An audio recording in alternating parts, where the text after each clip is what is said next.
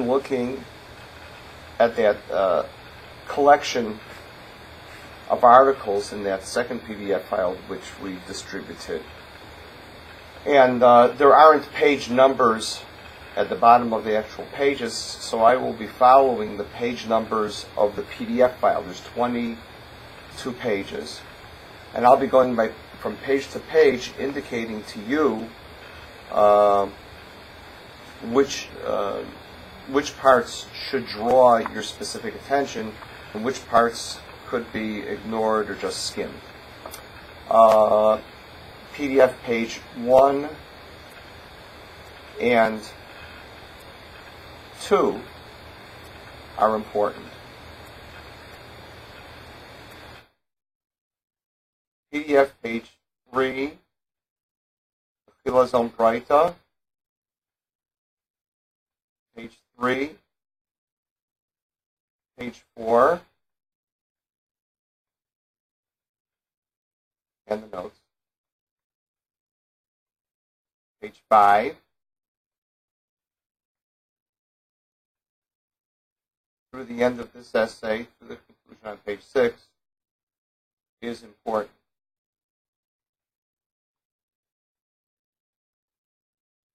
Rashi's Chilazon on page 7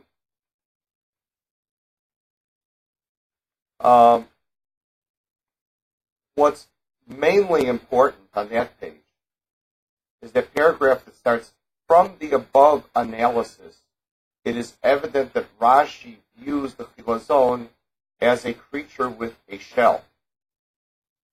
So get yourself familiar with how you can derive that from Rashi. His use of the term tola'at, which generally is used as meaning a worm. In Hebrew, the word tola'at means a worm.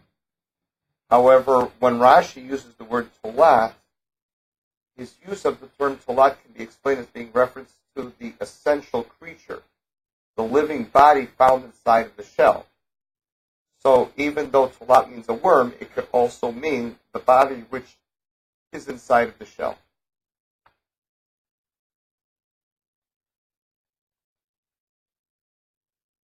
Now on page 8 of the PDF, which is Dr. Sturman's response to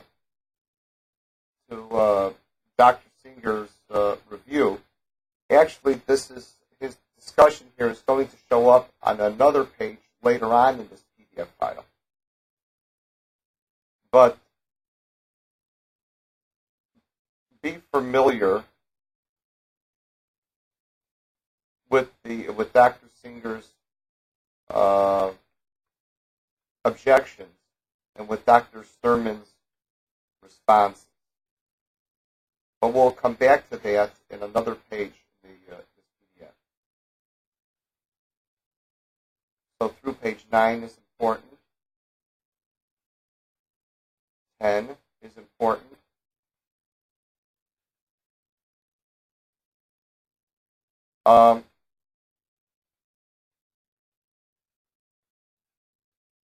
Looking at number 8 on page 10, the equivalence of Merrick's pilot with color Elon Indigo, that just skim.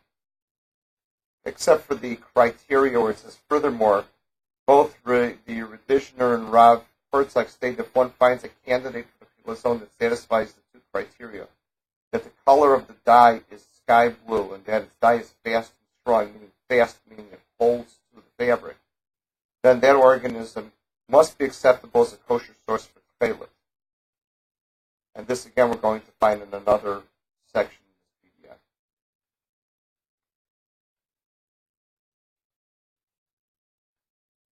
PDF. Page 11. Up until the section of criteria for determining kosher tchelet is important. Now the criteria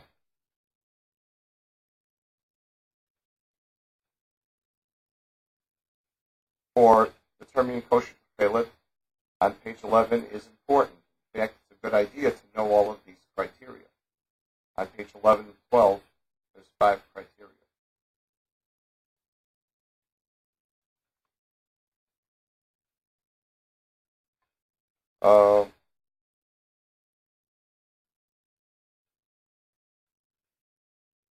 This last section, starting from finally until the end of the essay, it does not need your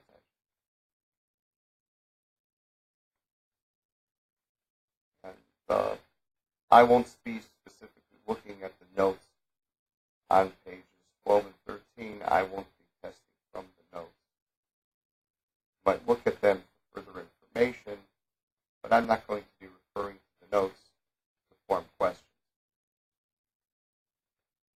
Then on page 14, there's a historic article by Rabbi Beryl Wine.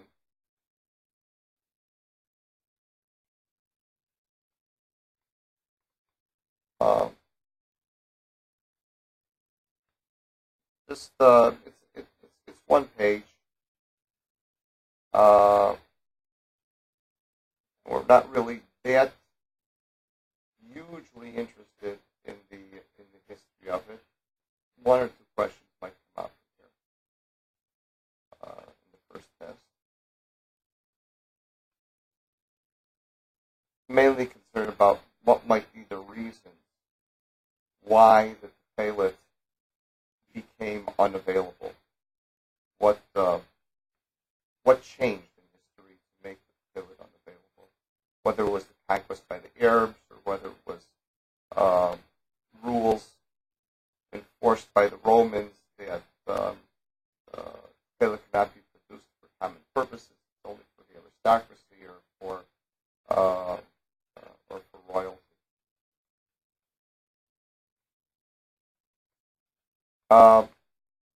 Page 15 in the PDF, Rabbi Ari Zivatov discusses Kala Elon. Kala Elon is the plant extract which is chemically equal to the indigo which comes from the Murex trunculus. And so what's important in this article is the Baraita, which is at the very beginning, and the Rashi's explanation of the Baraita. So it's that first 2 sections at the beginning of the article. Also, that Baraita, which is in the right column of the article. And the fact that the tests which determine the difference between Kala Elon and actual tefillas,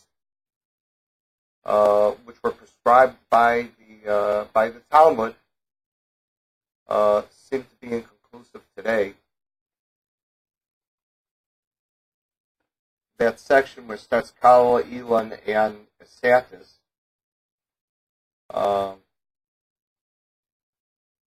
does not require your attention, just for your interest.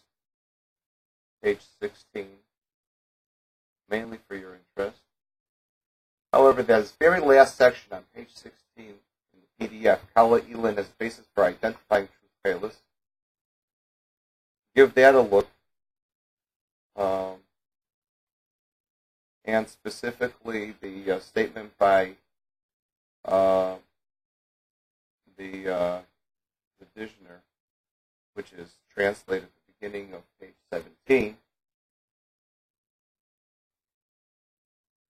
And then there's an article by Dr. Sturman on page 17 about the dying of tefillas. That's not so relevant to marine biology, other than just being familiar with the Brisa at the very beginning where it says the Gemara Menachos 42b relates, and then has it in Hebrew, and then it translates it.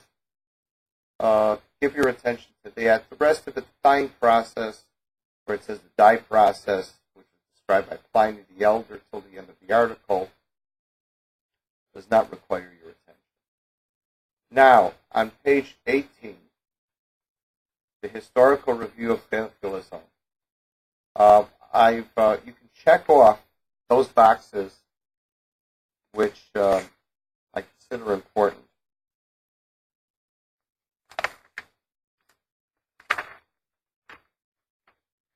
In that first section where it says the ancient, the 4 boxes in the ancient.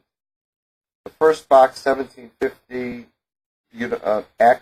X meaning you don't have to know it, and check meaning that you need to know it.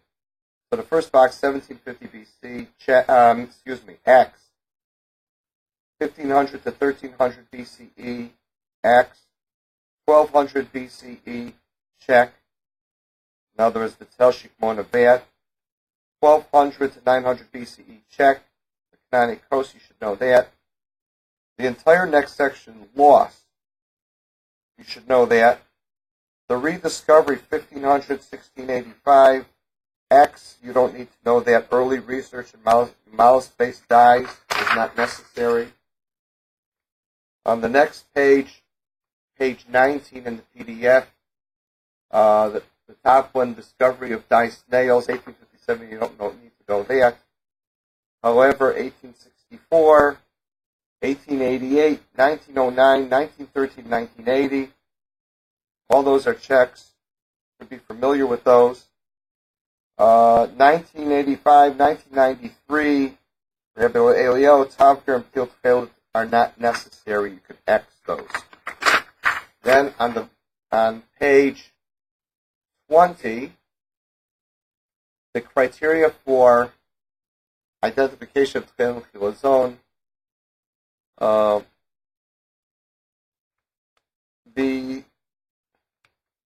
What's more important, you should know that page to the best of your ability. I'm generally not a person who's really too picky, and I'm more interested in that you know the Talmudic description and the physical evidence. But if you really know the difference between the Talmudic description and the equation to the physical evidence, and you know that very well, that might make all the difference. Now, this very last page in the PDF, page 22, is a translated section by Cincino, not our scroll, Cincino translation of the Talmud of Shabbat 75a. On that page,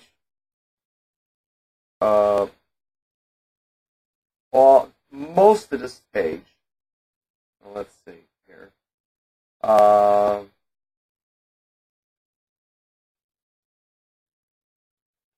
most of this page does not need your attention. If you go into the one paragraph that starts off capturing a deer, it says there, our rabbis taught, he who captures a purple fish.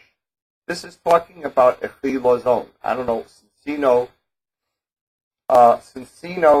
translated as a purple fish, probably because it's a fish that you get purple from.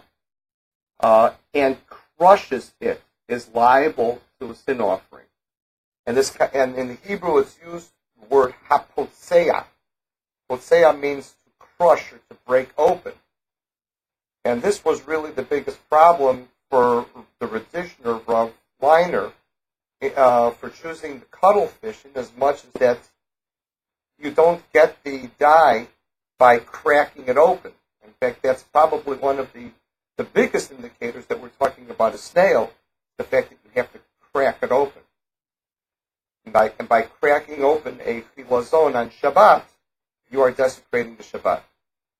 Rabbi Yehuda said he is liable too. Okay, I'm not interested in how many sin offerings you bring, but just the main idea is that a snail like the Merrick's trunkless is crushed, is cracked open, whereas a cuttlefish is not.